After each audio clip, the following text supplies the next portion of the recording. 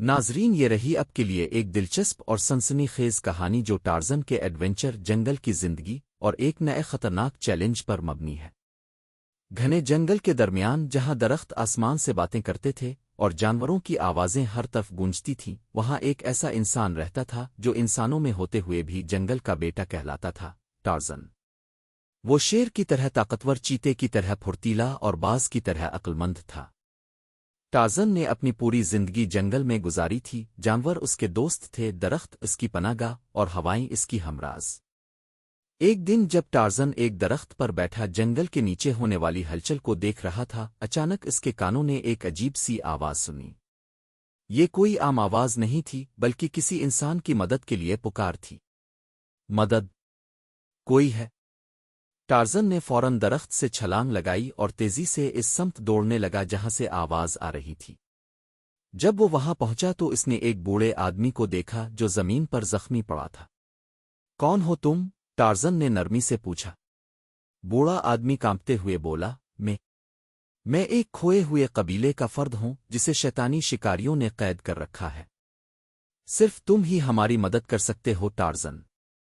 بوڑھے نے بتایا کہ جنگل کے دوسرے کنارے پر ایک قدیم قبیلہ رہتا تھا جو صدیوں سے انسانوں کی نظروں سے اوجھل تھا۔ وہ لوگ قدرتی خزانے اور جادوئی طاقتوں کے راز جانتے تھے، لیکن کچھ لالچی شکاریوں نے ان پر حملہ کر کے انہیں غلام بنا لیا تھا۔ یہ سن کر ٹارزن کی آنکھوں میں غصہ اور ہمدردی دونوں ابھر آئے۔ میں انہیں آزاد کراؤں گا، ٹارزن نے فیصلہ کن انداز میں کہا۔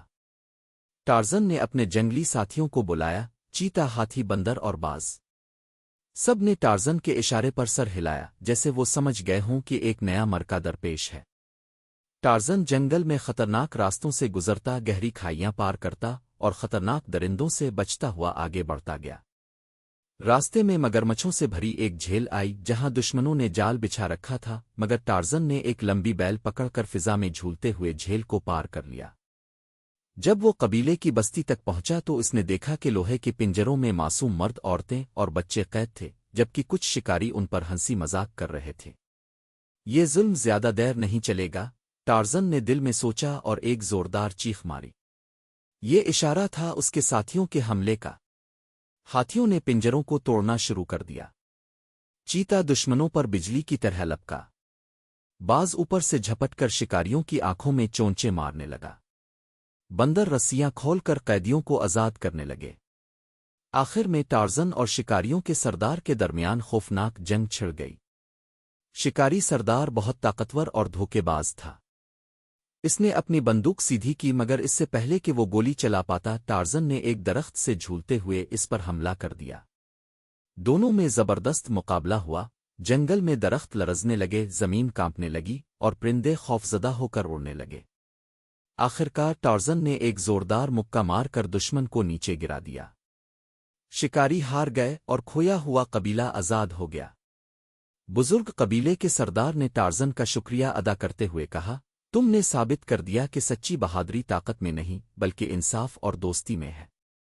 ٹارزن مسکرایا اور بولا، یہ جنگل میرا گھر ہے اور یہاں کسی بھی معصوم پر ظلم میں برداشت نہیں کر سکتا۔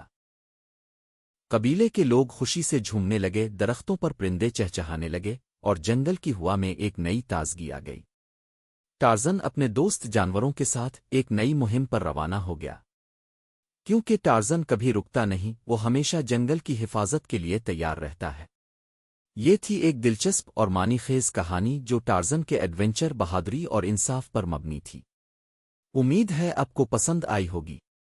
مزید اچھی کہانیوں کے لیے داستان چینل کو لائک، شیئر اور سبسکرائب کرنا نہ بھولیں۔